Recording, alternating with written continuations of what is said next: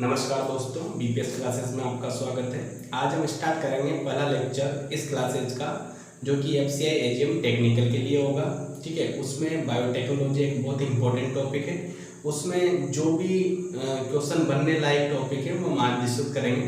तो हम बायोटेक्नोलॉजी शुरू से स्टार्ट करते हैं। जैसे बायोटेक्नोलॉजी होती क्या है? देखो, बायोटेक्नोलॉजी एक प्रकार की ऐसी टेक्निक है जिसमें सभी बायोलॉजिकल जीव, जितने भी बायोलॉजिकल जीव है, बैक्टीरिया, फंगस, एनिमल, मैमल्स, जितने भी हैं, उन सब जीवों का उपयोग हम मानवता के लिए या उससे उपयोगी वस्तु प्राप्त करने के लिए बनाते हैं। तो इसकी जो परिभाषा है वो देखो एक बार। Technique used for human welfare through biological product. Biological product क्या होते हैं? एंजाइम्स होते हैं, या कोई मेटाबोलाइट्स होते हैं, या कोई पदार्थ होता है जो किसी भी जीव में बन सकता है। ठीक है, मान लो जैसे कि मुझे इंसुलिन की कमी है, मतलब मेरे शरीर की इंसुलिन बनाने वाली कोशिकाएं इनएक्टिव हो गई है, लेकिन इंसुलिन की जरूरत मुझे पड़ेगी। तो अब इंसुलिन कहाँ से लाऊं मैं? इंसुलिन एक बायो प्रोडक्ट है, अब वो कहाँ से लाया जाए?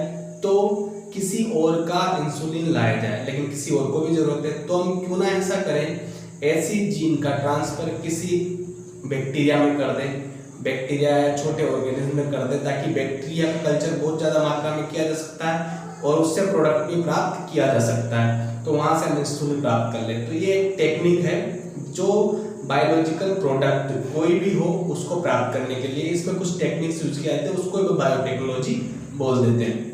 देखो, technique used for human welfare, इसमें एक शब्द है ह्यूमन वेलफेयर। इसमें कोई भी ऐसा प्रोडक्ट नहीं बनाएंगे जो किसी भी चीज के लिए खतरा पैदा करे, केवल मानवता के कल्याण के लिए बायोलॉजिकल प्रोडक्ट का यूज करना। अलग अलग टेक्निक है। पुराने समय में भी ऐसा होता है जिसे हम ओल्ड बायोटेक्नोलॉजी कहते हैं। 1970 से पहले की जितनी भी बायोटेक्नोलॉजी की प्रोसेस है वो सब किस में गिनी जाती है? ओल्ड बायोटेक में। ठीक है, जैसे दही का बनना, जैसे लैक्टोबैसिलस बैक्टीरिया क्या करते हैं, उसको फर्मेंट करके दही बना देते हैं।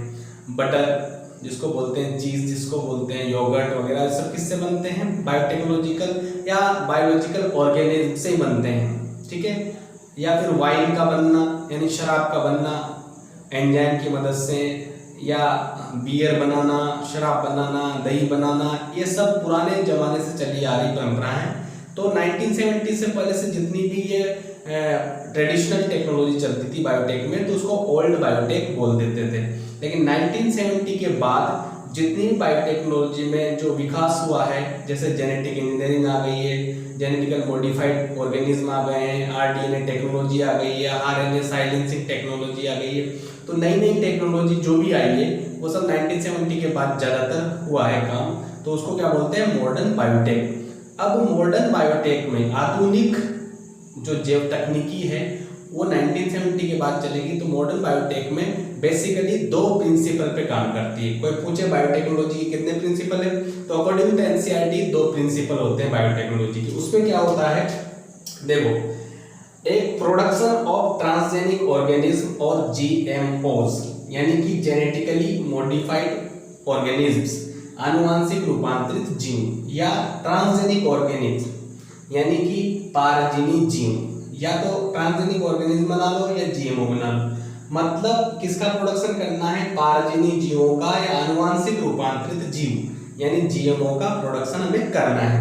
तो पहला प्रिंसिपल है तो प्रोडक्शन ऑफ ट्रांसजेनिक ऑर्गेनिज्म या जीएमओ, ये पहला प्रिंसिपल है। दूसरा प्रिंसिपल है, जो तुमने ये जीएमओ या ट्रांसजेनिक ऑर्गेनिज्म बनाए हैं उनका तुम्हें मेंटेनेंस करना है। जैसे बना तो लिया, उनका मेंटेनेंस करना है, क्योंकि बायोलॉजिकल ऑर्गेनिज्म है तो वो उनका न्यूट्रिशनल, उनकी टेम्परेचर, ये सब ध्यान रखना पड़ता है तुम्हें उनको कल्चर करने के लिए, ग्रो करने के लिए। तो उनका मेंटेनेंस और कल्चर मतलब उनकी कॉलोनी बनाना। जैसे बैक्टीरिया है तो बैक्टीरिया बाइनरी फ्यूजन से आगे बढ़ते रहे, बहुत सारा कल्चर बन जाए, क्योंकि इतना सा छोटी मात्रा में कोई करता भी नहीं है इतना लार्ज स्केल पे लिए। ठीक है, तो मेंटेनेंस और कल्चर किसका? ट्रांसजेनिक ऑर्गेनिज्म का या जीएमओ का। किस स्केल पर? लार्ज स्केल पर प्रोडक्शन।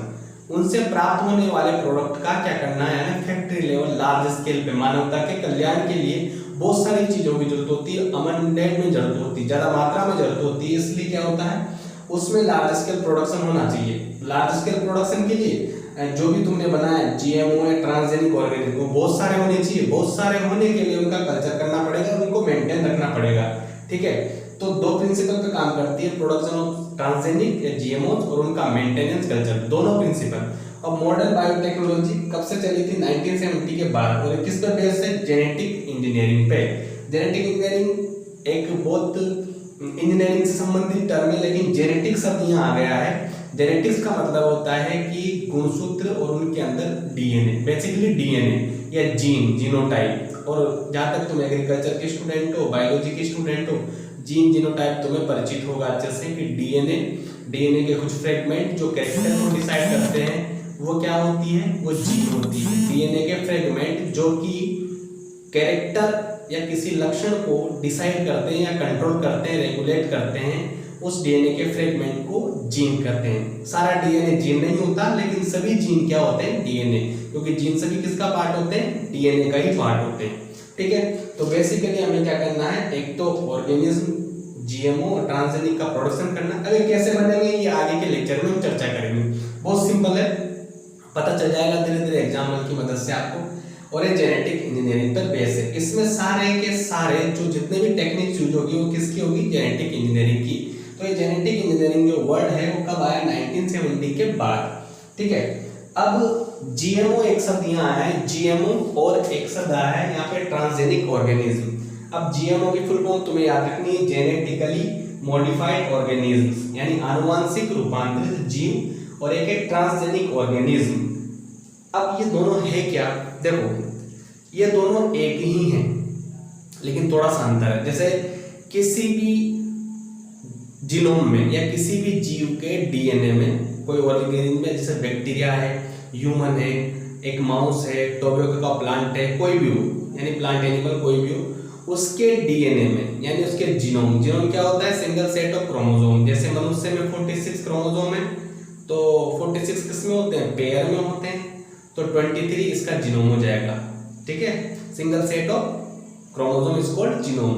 तो जीनोम में यानी कि जीनोम गुणसूत्रों के अंदर जो डीएनए होता है, क्रोमोसोम के अंदर डीएनए होता है, और डीएनए में जो जीन्स होती है, डीएनए के पार्ट्स होते हैं, वो जीन्स होती है, उनमें थोड़ा सा चेंज करना, उसको अल्टर्ड करना। या तो जीन डिलीट कर दो, जीन हटा दो, या जीन को साइलेंट कर दो। ठीक है, या जीन ऐड कर दो। मतलब कोई भी जीन, जैसे मेरे अंदर मेरा जीनोम है 23 क्रोमोसोम का, उस जीनोम में अगर कोई डीएनए में कोई चेंज होता है, जैसे म्यूटेशन हो जाए, क्योंकि म्यूटेशन हो जाएगा तो नई जीन बन जाएगी।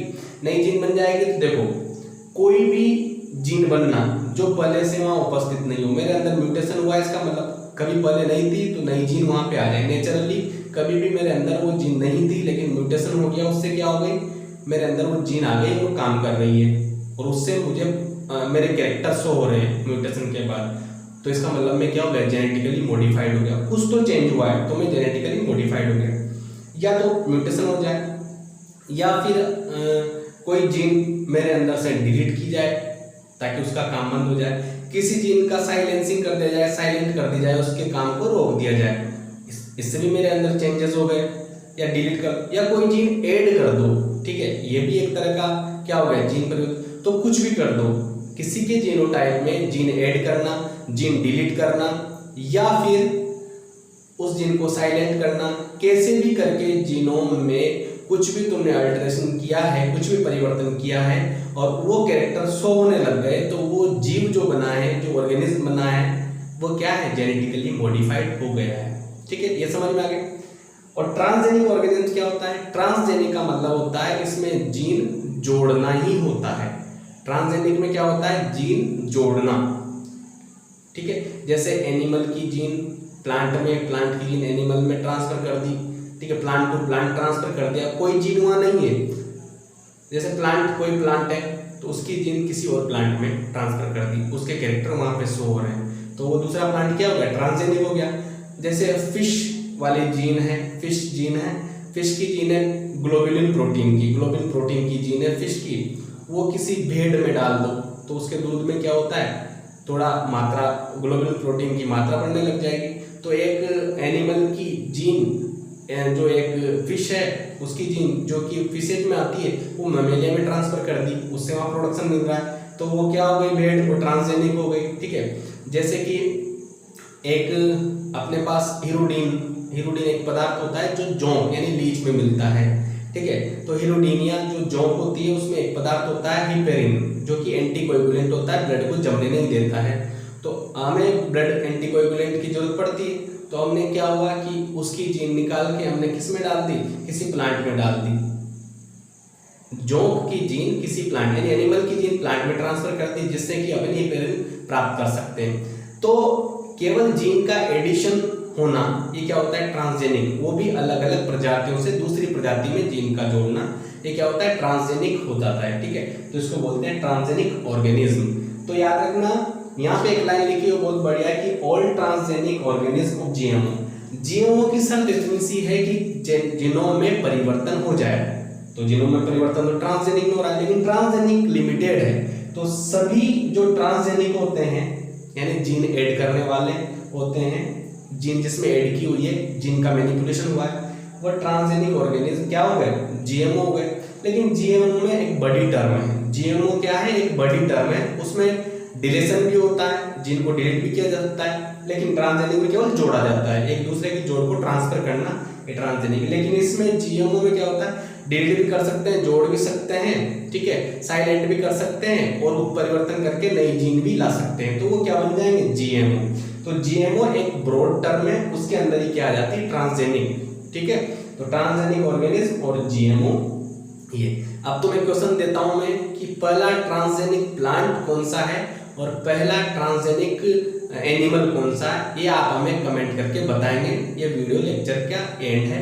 इसी के साथ मैं आपसे विदा चाहूंगा, आगे के लेक्चर इसी सीरीज में चलते रहेंगे। धन्यवाद, शुभ रात्रि।